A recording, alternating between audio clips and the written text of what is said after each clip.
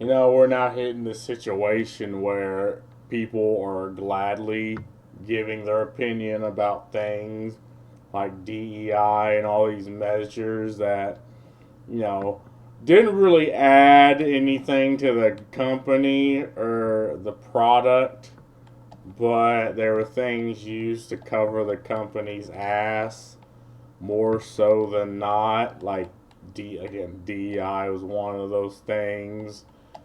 But and people are now seeing that there was active measure. Like, this was an active measure that kind of ruined the product. I mean, I read the whole ESG thing. You didn't have to have ugly ass fucking female characters in games. This is something that was deliberately placed by the consultants specifically to spite the consumer. And you gotta think, every single implementation in a game is double, triple, quadruple checked like 10 times over.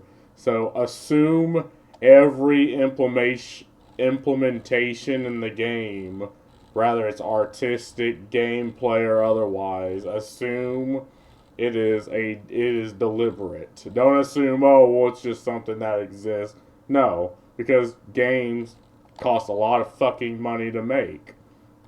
So yeah, it's as a consumer, you gotta be okay. If this thing in this game does not serve the purpose of giving me a better form of entertainment, if it's simply there for I don't know the company to cover its ass or to suck up ESG money, or for a bunch of ideological fart sniffers to get the rocks off, like why is it in the game?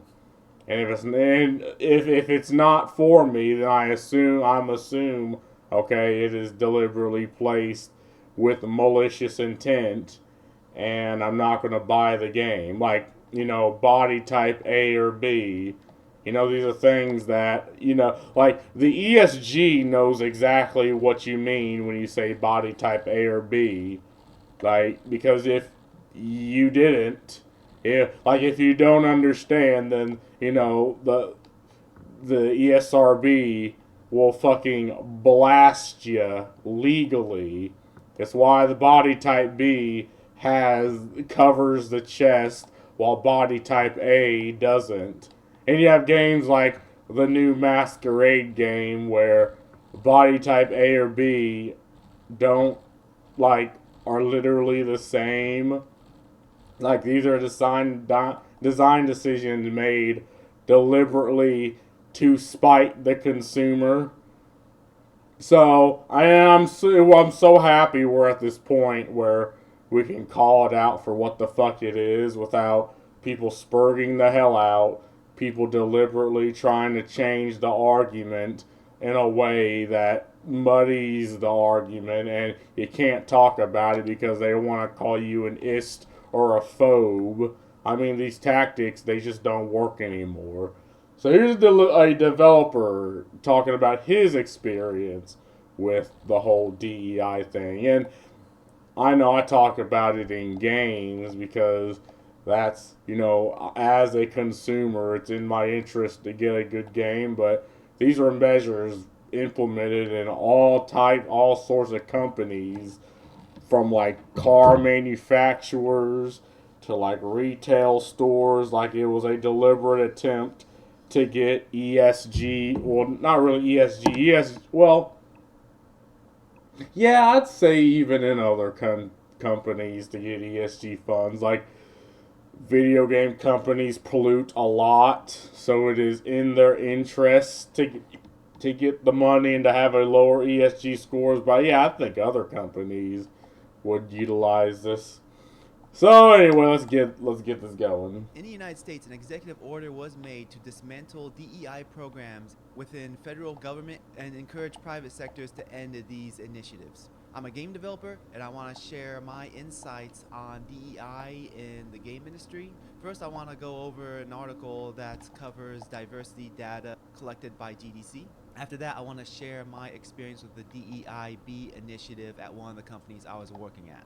For those of you new here, my name is Mustafa. I am the solo developer of the indie studio that I founded, Suburb Path. In the past, I've worked at Treyarch during the development of Black Ops 4, and I've worked at Zwift, which is an indoor cycling game. Right now, I develop and publish small games on Steam, such as Nexus Defenders, which is a narrative-driven tower defense game, and Beware Tomorrow, which is currently in development, a first-person stealth horror game. So first, Yeah, and again, there's always like take everything with a grain of salt, but I like to believe like this guy, he was in the industry and he, you know, has some account of what he's talking about. I mean, and now we're at the point where we can point out deliberate things that were happening and like behind closed doors, and as a game developer you sign a lot of NDAs which are applicable maybe for like a certain amount of years. But now we like the cuffs are coming off and people are like, yeah, this is some stupid shit that we had to deal with. First, I want to go over this article real quick that was published by thegamer.com very recently. They're announcing survey data that GDC, Game Developers Conference, has compiled. The main takeaways of this article are that males made 75% of developers in 2020 within the game industry, and in 2024 it dropped down to 66%. But 33% are women plus non-binary. And that's a lot. Like we're talking like 0.03% of the American. I mean, that's a couple tens of thousands, but like that's almost like a twice, like four times as much representation. It's like you can't look at this and be like, okay, there weren't either people are lying to get that job, which I what I would do. Again, there was no vetting process. You just said you were this thing and they're like, welcome in. Or there were deliberate and active hiring changes to hire more people of these groups, even above, in some cases, probably more qualified people. Like, you can't look, again, I can't look at these 32% of all game developers. Like, yeah, I'd say that's a fuck ton. The article also states that around 1/4 of game developers identify as LGBT+.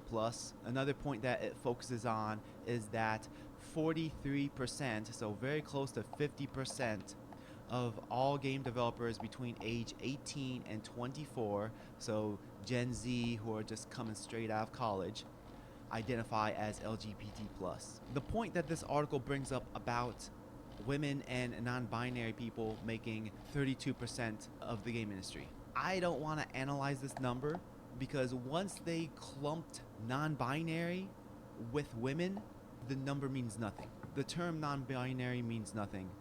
Yeah, it's just like, okay, like if you say women, I mean, this probably includes like trans women, right? Male to female trans women. Non binary, like, again, that it just doesn't really mean anything. Like, okay, you're not applicable to male or female.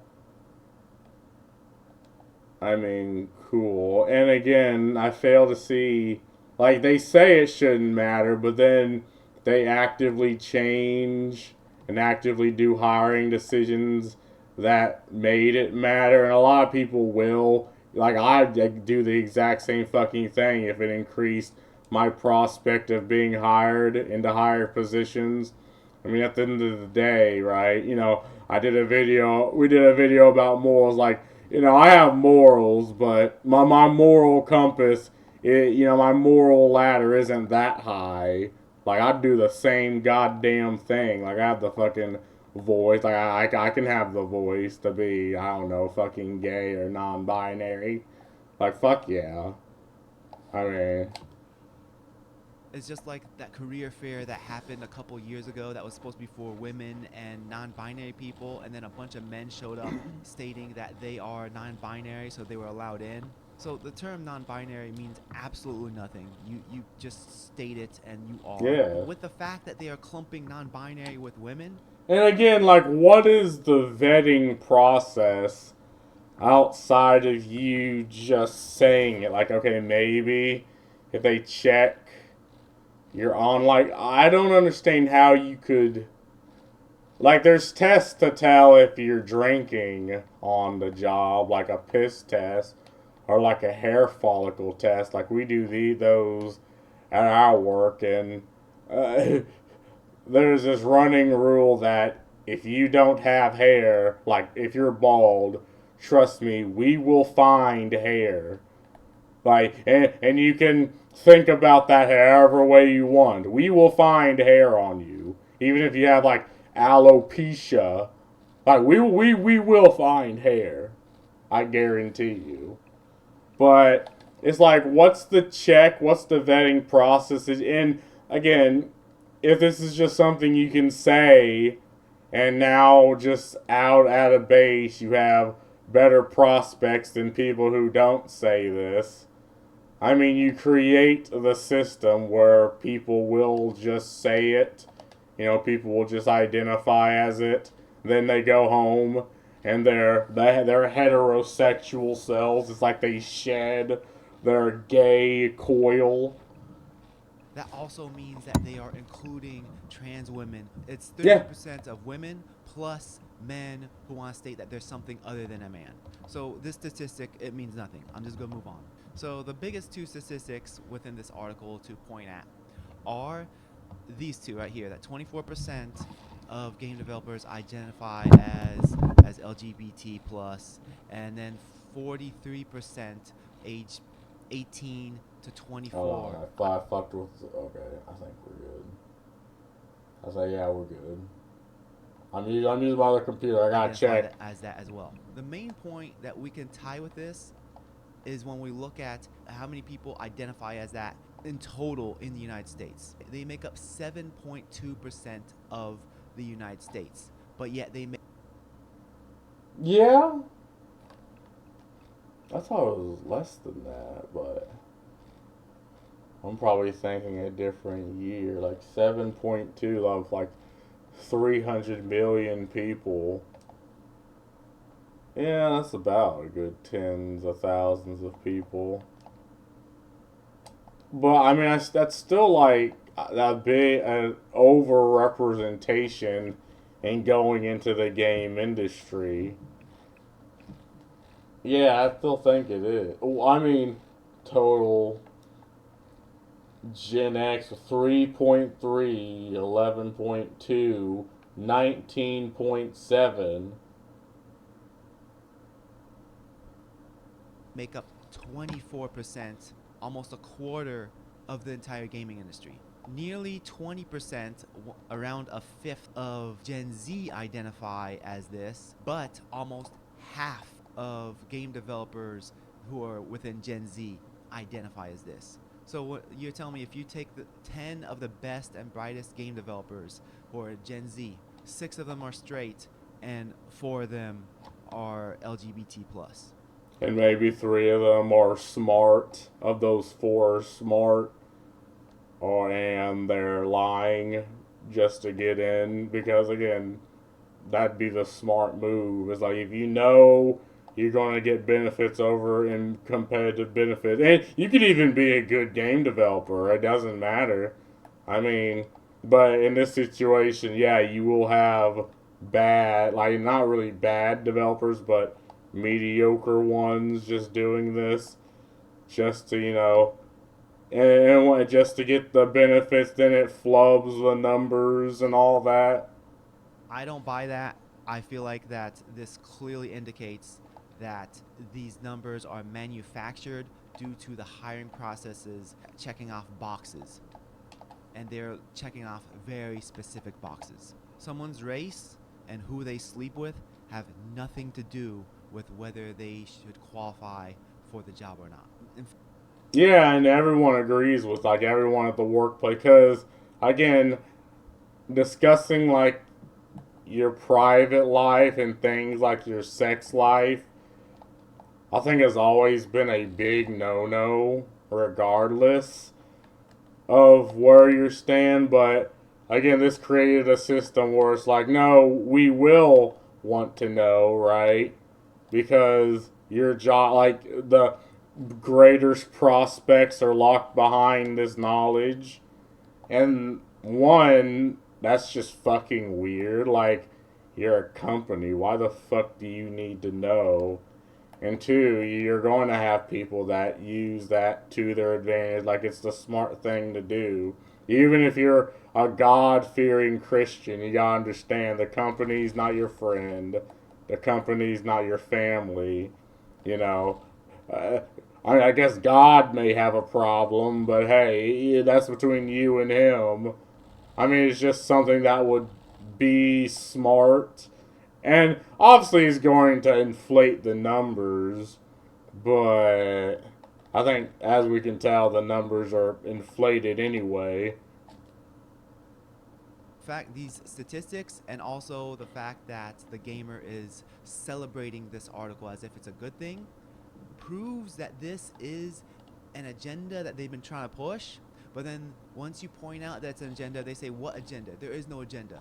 We're just trying to get representation and equality. We want. Yeah, it's being deliberately dishonest, and everyone knows what's happening.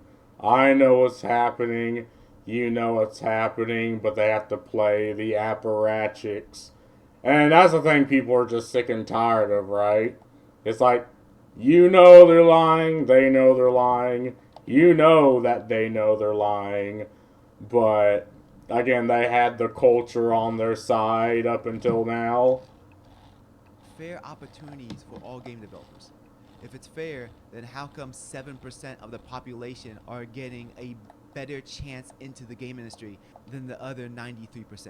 The final point that I want to cover about this article is that a lot of people are saying this is proof that's not merit based. Yes, I agree. I'm probably going to be one of the few people that you'll find on here that's going to have a differing opinion. I do agree merit is important. The person's achievements, their skills, their work history, yes, it is very important. But I don't believe that merit is the only factor that is important when hiring somebody. I do believe in hiring. I think that really depends. I mean, uh, like, I agree. Like, merit is one factor, but it's also if you're working in on like a project based type deal, like you have to learn to work with others. You know, you have to learn to articulate and talk about, try to explain the processes. I mean, and you don't have to be the best at any one or two things, but you at least need all of them under your belt. But, I mean, if you're a truck driver, I mean, you need coordination. You need to, understand your processes as a truck driver. I mean, merit is good. It is, and I guess we could say, like, but what most people just mean by merit is experience. Really, like they want an experience, a merit. Like rather you can perform the job exceptionally, or to even the base expectations. I mean, everyone wants everyone else to go above and beyond until it comes to themselves. Then all of a suddenly, nah, I probably won't.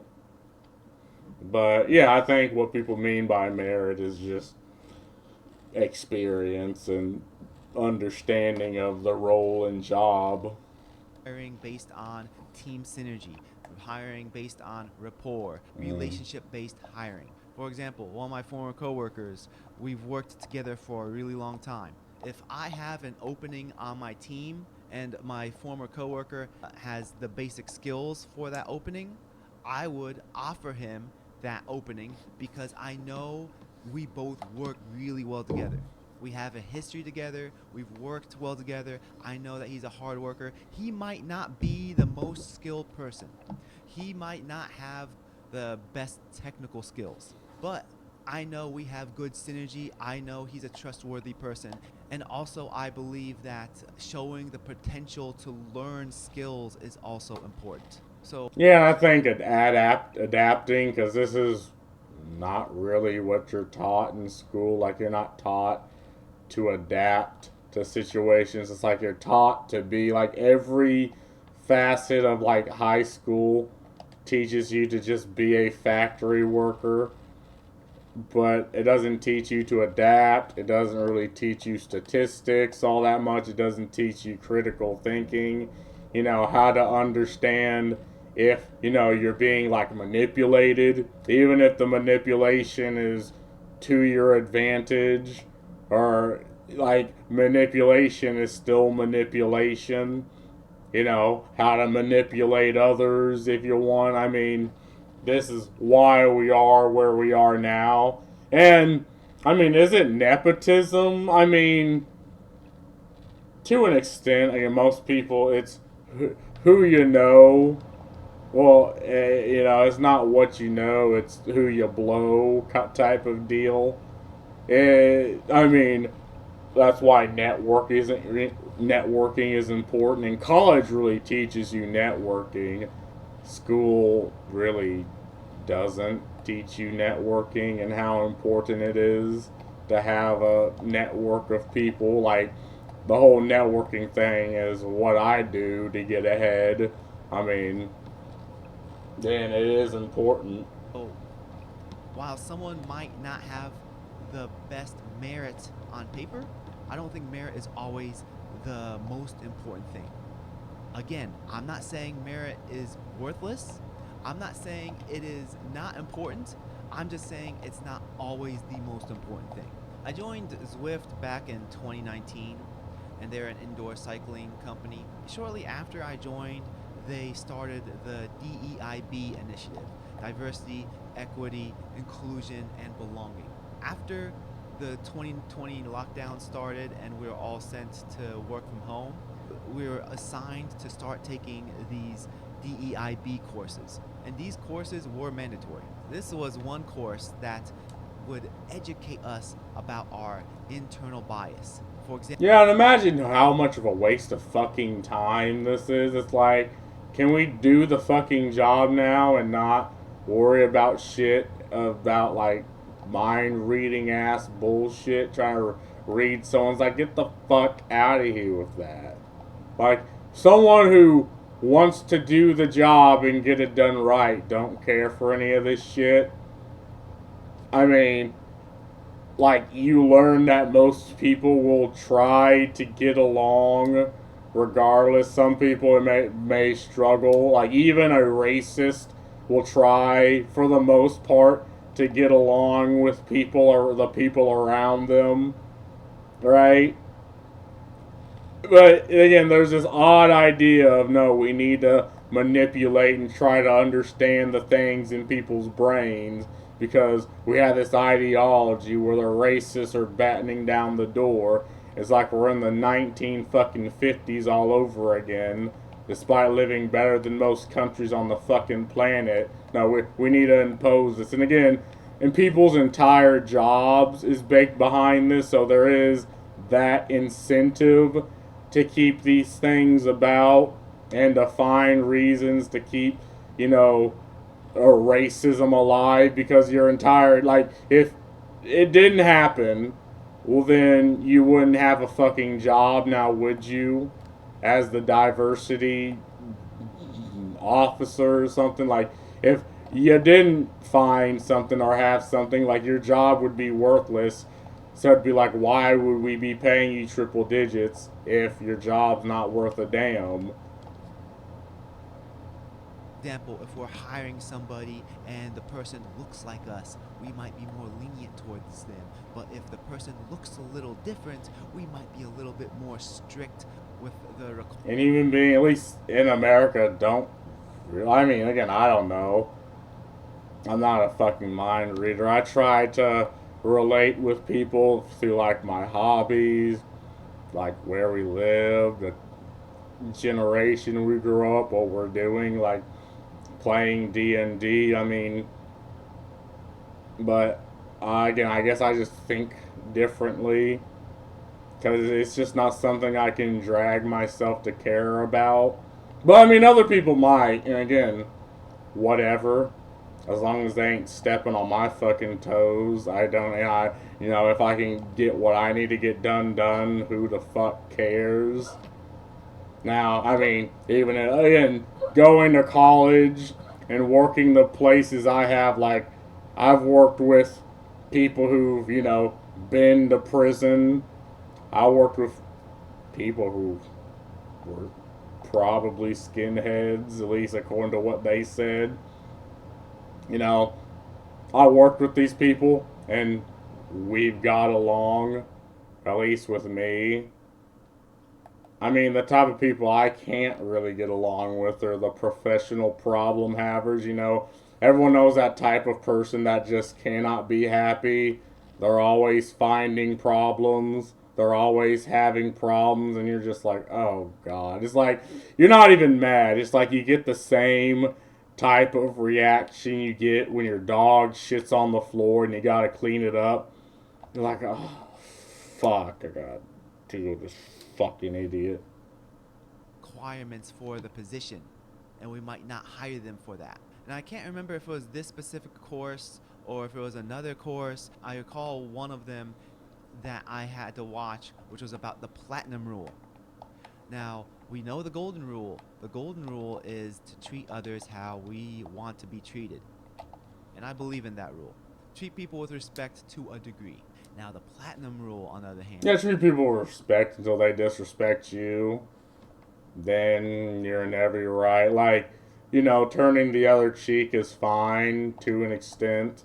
But there's a difference between turning the cheek and presenting the cheek. Right? Is treat people how they want to be treated. So in this video, we were taught that we're supposed to introduce ourselves with our pronouns and then ask the person, hey, what do you want to be called? What are your preferred pronouns? How do you want to be treated? Why the fuck? Like, if this was like, I'd be like, what the fuck does any of this have to do with my job? What the fuck? Like, what does this have to do with getting the fucking process done? And when I worked at TLS, I mean, they briefly went over this and like shit like, inclusion, diversity, whatever, just a little bit, like in like a PowerPoint. Then my man was like, all right, back to work. I mean, because, it was something you had to do. Like, this was something being enforced by the company. But when we were done, they're like, all right, back to work. Enough of this bullshit. Enough wasting time. We got a job to do. And that's how literally everyone, black, white, Latino, Chinese, like a lot of them people that worked there thought about it. It was like, why are we wasting our fucking time with this? These videos are very frustrating to watch because it is social reprogramming. It is teaching us to act in a different way that is not the norm in our culture or any culture. Hey, thanks for sticking around with the video. I'm going to give a really brief interruption real quick. If you don't want to hear it, you can skip forward a little bit. I have timestamps on all my videos. My next game, Beware Tomorrow, it's been delayed, but it should be coming out in the coming months very soon. Game. It is a first-person stealth horror game, has puzzle elements to it. You are locked in the facility with a deranged man who's hunting you down. Yeah, I'll play through this. To Why escape not? the facility. There's no DEI in the game. You don't have to worry about misgendering anybody. You won't be lectured to pull a barv. And if this game sounds interesting... Yeah, and imagine, like, we live in an age where if you say this, you get instant sales, right? Like, you say, no, we don't have any of this, and people like, all right, take my money. Like, this is how much vitriol that has been stored within people, by the professional problem havers and the professional time wasters. It's like if you say, yeah, my game won't have any of this stupid shit, that will guarantee you sales. Like, To you. Link is in the description below. Wishlist it on Steam, and I'll let you guys know once I have a release date. Aside from having these LinkedIn learning courses, we also had these Zoom webinars with the DEIB department. One of these webinars was very lazy. They pulled up this video from YouTube and started playing it. 5 tips on being a better ally. Before I realized these webinars were not mandatory, I was attending these webinars because I thought I was supposed to. One of the earlier webinars, the topic was Know Your Privilege. It was for us to understand that our coworkers might not have lived as privileged of a life as we have. This webinar... yeah, and that's weird because, again, it takes the assumption, like, obviously the assumption is if you're African American, or like if you're from a different race, you didn't. But it doesn't take into consideration the fact that, people that are poor. And I guess the assumption is if you're African American, you might just be of this demographic. And I mean, in some cases, maybe. But I mean, no one talks about like American privilege, the fact that as an American, you probably live an objectively better life than the majority of the world. Like, no one talks about that because everyone wants to run off this assumption that America's evil and is oppressive. Assumptions that don't really, extend to reality. But people want to impose these ideas into reality, and it's like throwing shit at the wall. Eventually it'll stick on some people, but again, yes, yet another thing that no one really talks about. I guess no one really cares, but it's something that does like I as an American know good and fucking well I'm living an objectively better life than most people, even most other Americans, and I'm glad about that. And like these courses, like things like affirmative action, obviously another topic that we can't talk about because people want to throw ists and phobes at you.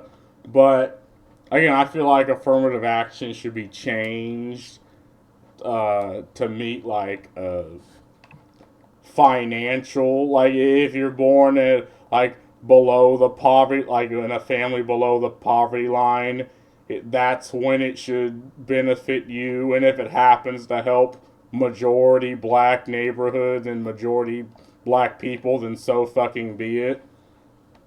Instead of just making that the rule. Like, I think that would just be a better system. But again, no one wants to talk about this. No one wants to bring it up. Everyone just wants to be like, yeah, let's just have this. And, well, I guess it will just stay. But, yeah, it's the idea that, obviously people who don't have the same resources and privileges as you will kind of fall behind. I mean, this is something people understand, but it's also the fact that the world's against everyone. Like, you're not special because of your race and because your ideology says you are. You're just about as oppressed as everyone else on this planet. So the idea is, okay, what can you do to get ahead? And in some cases, people are like, well, I can be a diversity hire and make 6 digits. And I mean, I do the same fucking thing if I wasn't in the position I was. But that's just me. Literally promoted prejudice. By default, when I look at my coworkers, I assume they are just as educated as me, maybe even more educated, depending on their position. And whatever challenges in life they had, it shouldn't matter because everybody has challenges in their life. As a Muslim, I believe that every single person is tested and challenged. We all have tests and challenges that vary according to our capability. Some people's challenges are more difficult than others, but the reason why those people's challenges are more difficult is because those people are stronger and are capable of taking on those challenges. The larger the challenge, Yeah, and even if some people fall flat, that's fine. You know, it's just the idea that if you fail once, you fail forever. That I just never really understood.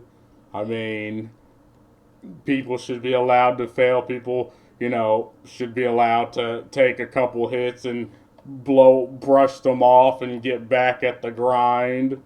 I mean, adversity builds character, and the fact of the matter is, most people don't really have much care. Well, not most people, a good portion of the individuals that use things like DEI to get ahead don't really have character. Again, what they look at is the skin color and make the assumption thereof, and not of like the work history, not of like the college degree if they have one, or you know what they've done or produced. And again, now that's something that people see and is like, well, what the fuck, man? I mean, the more we grow once we get through those challenges. And that's what I believe in. I should not look at my coworker and say, okay, this guy's black, he must be uneducated, and he grew up in the ghetto. That is literally racist for me to look down on him and think that. yeah, and again, that's also like the things like DEI, things like affirmative action comes with their own stereotypes. And again, they might not call it that. They'll call it something completely different, but it is effectively a stereotype. It's attributing labels on people based off characteristics. And okay, the stereotype benefits people. It's still a fucking stereotype. Yeah, I mean, it's really just that simple. Victim Olympics is not a productive conversation to have. I'm Arab. The FBI tapped my phone in the early 2000s. Patriot Act. I had it rough. Victim Olympics and trying to see who had it worse is not a productive conversation. So It also has nothing to do with your fucking job. Like, okay, congratulations. You think you're a victim. Can you do the job or not? No. What the fuck are you doing here? I don't know. I guess I just have, the least charitable interpretation about, like, I see this. And I'm like, what the fuck does any of this have to do with the job? Can you do it? Can you not do it? No, you can't do it. Get the fuck out. I mean, again, it's fine if you can't. Find something you can do. A job is not like a reward. Like, congratulations, here's the job. You have to. You have to do the job.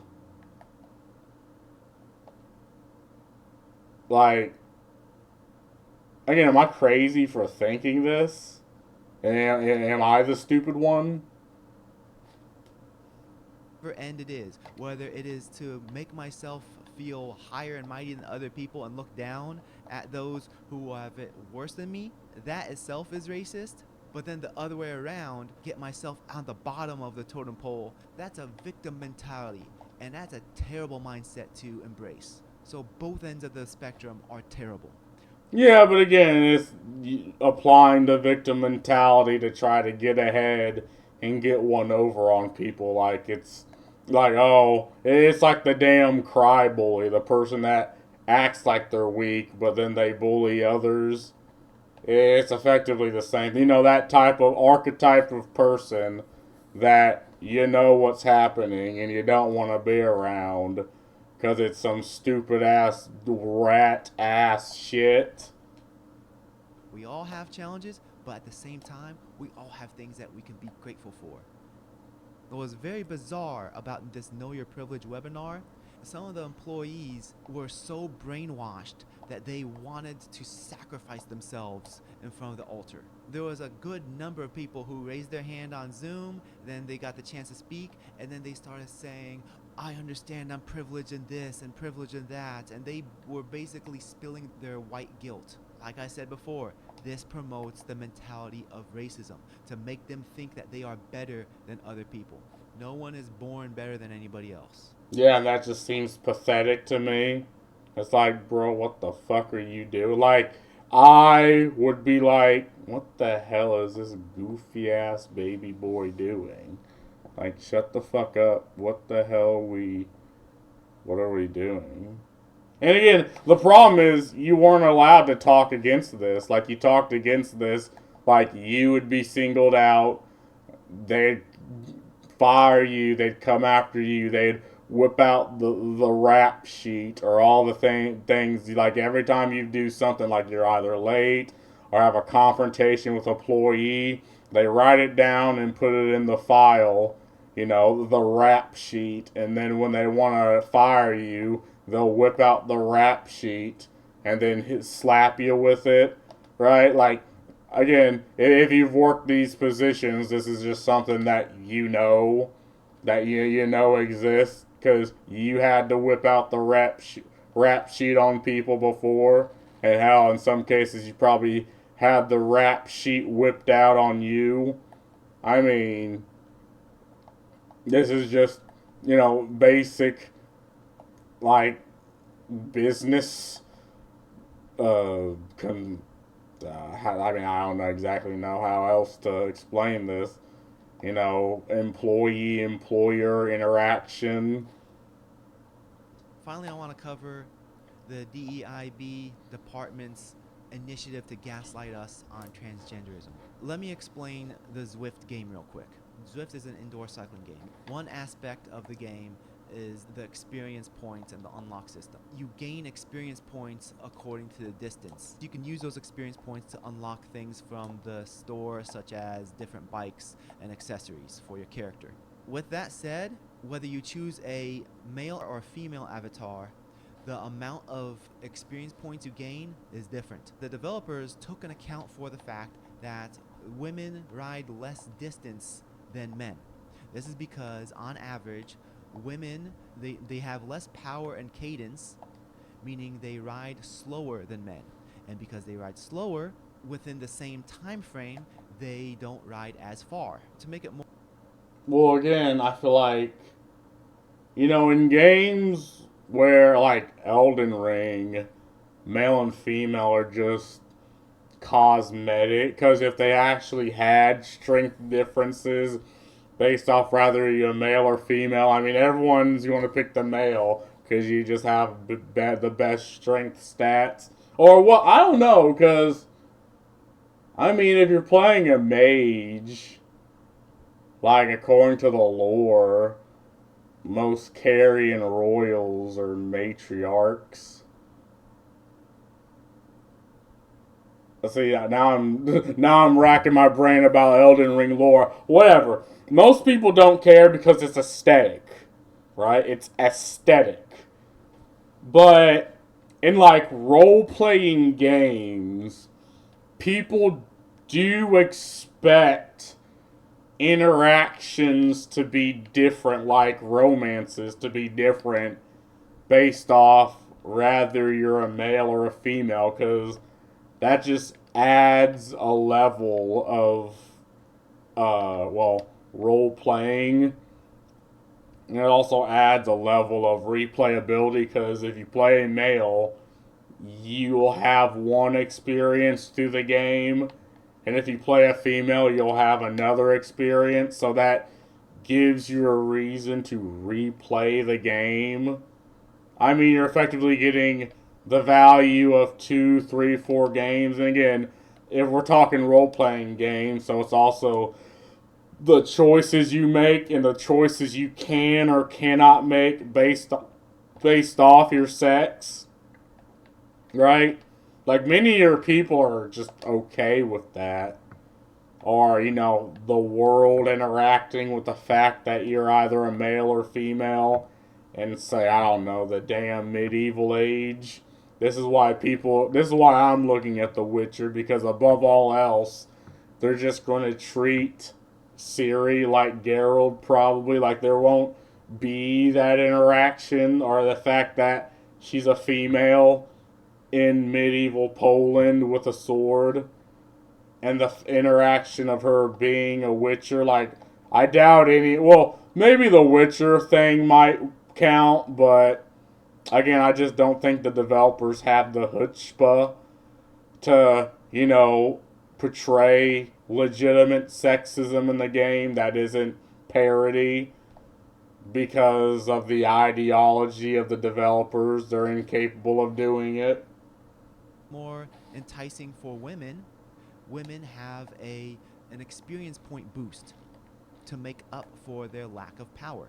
In addition to women having an experience points boost, there are also different online events such as races for people to join. There are also some races that are exclusive for women.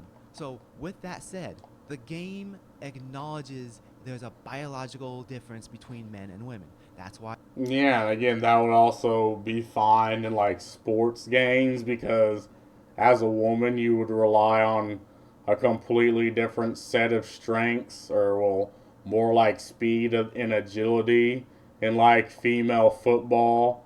So you'll be in your like in effectively their underwear, and use their speed against other women in their underwear. Why, instead of like in male football where there is that strength aspect. I mean, human beings have really mapped this out for hundreds of years. It's just now we have to pretend it's bad, to glaze a ideological demographic of people who don't actually care. It's like their entire ideology is the oppression Olympics. Like, they don't add anything to anyone. If anything, in the case of games, they take away. Why there are exclusive races for women, and that's why women gain experience points faster than men to make up for their lack of speed and inability to ride as far. Even though the game acknowledges these differences, therefore the company acknowledges these differences, the company also tried to gaslight us that there is no difference between a woman and a trans woman. I can't recall who this guest speaker was, but they brought in a guest speaker from a third-party organization. And at the end of this webinar, she was taking, I recall one employee asking if there is any sort of physical advantage for a trans woman to compete in women's sports. This guest speaker, she straight up said that there's lots of misinformation being spread about the advantages of trans women competing against women, and that there are no differences. This is just a flat out lie. So yeah, they're lying because they have to. Like, it's their ideology, it's their entire moral code. And this is why people do not respect this ideology, because not only do the people propagating it lie to you, but they force you to lie to yourself. And many people to lie yourself. And it's not the fact that you believe it, is that you're forced to say it. It's like people have to live with their minds in a cage. And when that happens, people absolutely do care, because there's the, oh, why do you care argument? Well, I care because you're forcing someone to accept a framework they don't believe in. And this is for any reason. It could be religion, or you could just be a fucking stranger that, like, what do you, I don't care. Why are you putting this shit on me, right? And again, this is why there's a lot of vitriol, and it's why people voted the way they did in the election, because they wanted to, one, spite these problem havers, and two, just get that fucking ideology out where it's not supposed to be. Like, no one, let's be honest, no one really cares about trans or non-binary. Like, nobody really cares about these things because people have problems of their own and, battles of their own that they have to think about. Like, no one really cares unless you force them to care. And then people are like, okay, now I care. Now I am a vote. I'm going to vote against this, like the whatever this bullshit is. I didn't want to have to do this, but you forced me, so here we go. And I think that's just a fair a point to be. Again, spite is not rational. It's 100% irrational, 100% illogical, but everyone will do it if pushed to do it. 2018 in Connecticut, there was these two high school teenagers who competed in the girls' track and field, and these two transgender teenagers, Terry Miller and Andrea Yearwood, they both blew away the competition and broke all the girls' records for the 100-meter dash. This was a pretty big thing in the news at the time. I can't remember which one it was, whether it was Terry or Andrea. I think it was Andrea, but Andrea was asked to be a guest speaker with our company in 2020 to talk about transgender rights in sports. I didn't attend this webinar at all, so I don't know how it went. But again, the company acknowledges that there's a biological difference between men and women, but then brings on individuals like Andrea over here to promote transgender individuals to compete against women. Imagine. Yeah, and again, this is just a lie that, again, you have to talk about. And you really only need a couple. Like, there's a lot of people moral fagging about this, but people just don't want men, in women's spaces, right? I think this is acceptable. I mean, I don't know where the wires are being crossed on this.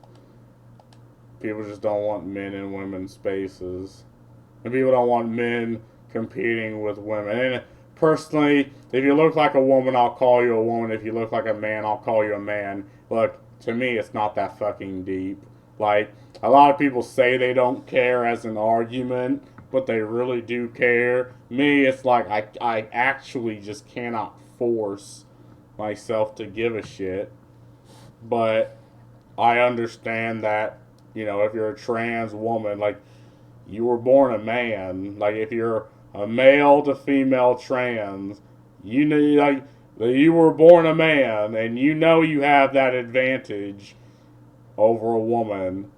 So, again, this is just, it's parading, it's people playing that game, the thing where they're acting the way they want the world to be, instead of acting the way the world is.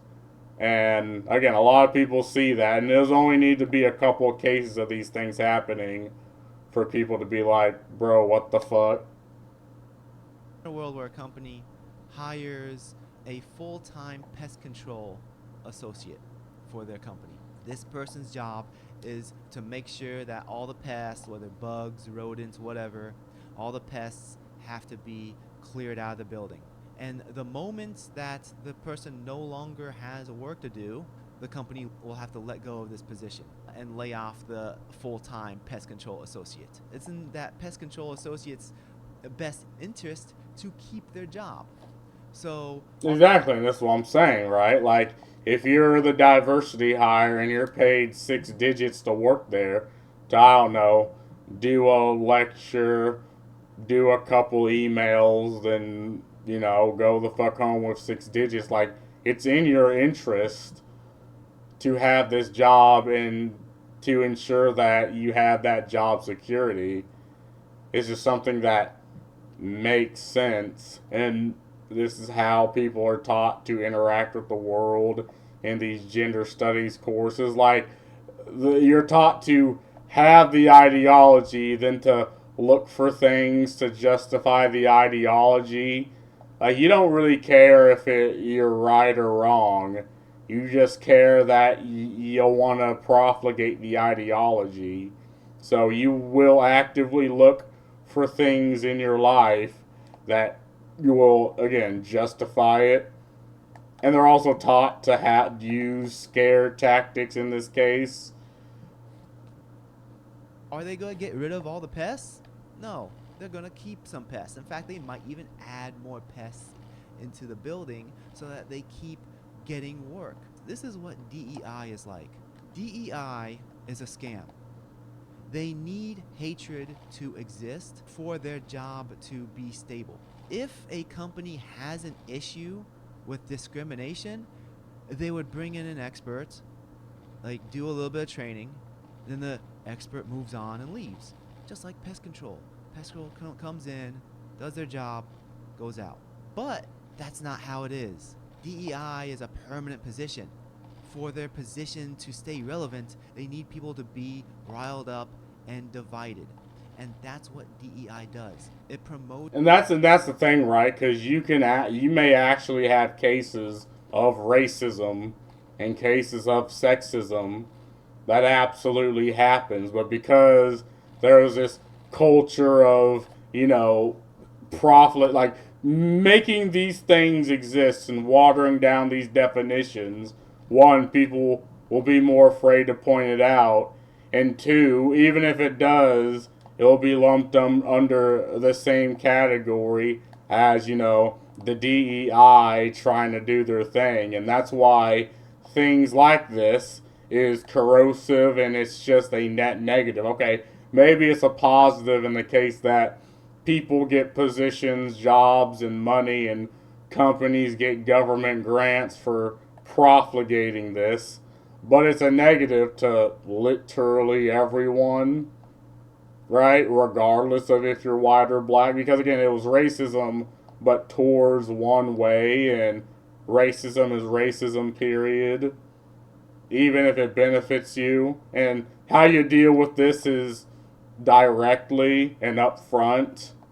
Not, play the spot the racist gang, spot the sexist game. Like, we deal with these things like adults, not like children. It's prejudice. They want people to look at someone of different race and have prejudices of that person. They want sexual identity to be important so that it becomes a qualifier for hiring practices. Yeah, and that just seems so fucking weird. Why? Again, like that like talking about your sexuality and sex life has always been a no-no at the workplace. It's like, shut the fuck up. Do your job. Like, this is always how I've thought about this. And it doesn't matter. It's like, I don't want to hear how many bitches you fucked while on the job. Like, we talked about that shit in the bar, or, I mean, maybe even over break, but to be fair, I don't even want to talk about it then, because I'm goddamn eating. But at work, no. We do our job. I mean, I'm so surprised that this is something that, like, I know why this happened. It's like, I know why this happened. Obviously, it's to get government grants, get funny money, whatever. But it's still just surprising that, like, legitimately like, things like this will be talked about in schools. Like, yeah, remember that time when we actually fucking cared about how you address someone when they're not even in the room? Oh, yeah, we called it your pronouns. Or, oh, you remember when we cared about racism? Oh, no, not in like slavery, not like apartheid or segregation. No, people deeming things like the clergy, they deem things racist and try to get people fired, sue people for this. Like, yeah, it did sound pretty fucking stupid, now did it? But people went along with it. People, made a lot of money off of it, like Anita Sarkeesian, who is now, I don't know, obsolete now. Like, yeah, she made a lot of money off of this. Yeah. Yeah. I'm as surprised as you. This is a small bit of my experience with DEI. Honestly, this was a very frustrating video for me to record. It's actually very frustrating for me to recall these experiences, but I feel like it's important for me to share this experience. Most people who work in the game industry and who go through these DEI or DEIB trainings, they don't speak out about it. I think it's important to speak out because it promotes racism. It promotes looking down upon people. It promotes victim mindset. It promotes victim Olympics. Yeah, and again, you can't speak out because if you do, you get attacked, you'll lose your job. Like, it's effectively like a mafia in that sense, right? The oppression mafia, because again, it's that type of individual where you spite them just a little bit. Now, every aspect of their life is towards terror, like going after you, and it's almost unhinged to an extent. It's like, what the fuck is wrong with you? Like, you're mentally crazy. But I guess you have the culture and the ideology to be a fucking twat. Oh, fuck, cool. What, like, fuck it, fuck. It's a scam, and I really hope that it gets eradicated from the gaming industry. Anyways, if you got this far, I appreciate you, and it would help the algorithm if you give the video a thumbs up. If you didn't like anything that I said, give it a thumbs down as well. Tell me in the comments section below, do you have any experience with DEI initiatives at any company that you worked at? I want to hear about it. Don't forget to hit the bell so you get notifications on when I release a new video. And I'd really appreciate it if you subscribe to the channel. This is a platform for me to talk about my opinions, my insights, and my experiences on the game industry, as well talk about game design, character design, storytelling, and also it's a platform for me to share about my projects that I'm working on. Thanks again for watching. Take care. Salam. Yeah, I mean, it's a good video. I say that after every video because it is. I mean, like, so many other developers should speak out about this. Like, I guess he's in a position where he can, and not, have any retaliation done against him. But some developers aren't really in that position. Like, they say something, and it's their livelihood that can be threatened by just pointing it out. Like, and again, people online, the Twitterites online will then go mentally ill and go after people for this. And again, there's just this level of vitriol and level of contempt people had building up, and now they're free to talk about it, and that's a good thing. Let's monetize discrimination. 1, let's monetize discrimination. 2, make more discrimination. 3, profit. Yeah. I'm going to use vote with my money card. Oh God, fucking that trap card. Gamers are also identified as non-binary and equal non-binary and equal measures. Oh yeah, see, I'm non-binary, as in I will not buy any game that has body type A or B or pronouns. Thank you for speaking out on this issue to get the industry back on track. We need more game developers to speak up on this. This is one of the reasons why games are flopping left and right. Companies stop hiring people because of their talent and start hiring people if they check DEI boxes. Yeah, and it's also the fact that, like, you sign NDAs, and in those NDAs it's like, oh, you're not allowed to speak against certain fucking measures. It's like they're actually baking those type of things into contracts to where, oh, if you talk about our creative process, we can fire you. And again, that in and of itself creates a toxic work environment because the people like to attribute, the things they do with their personality and with their lifestyle. And again, especially if they enjoy what they do, and now you're effectively being like, no, you are a work slave. You shut the fuck up. And if you say anything about this, well, you'll just lose your job, Buster. And again, that's demoralizing. It's soul crushing.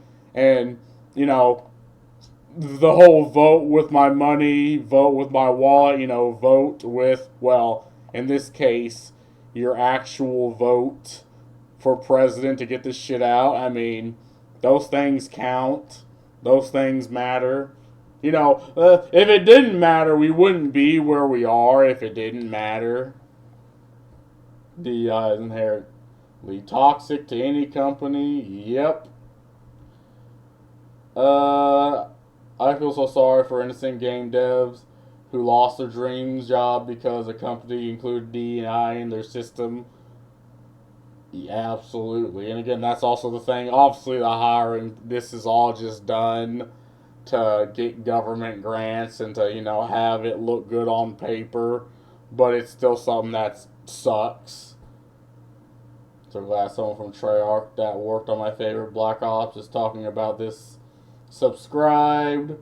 But yeah, more people should talk about this because people need to know these things.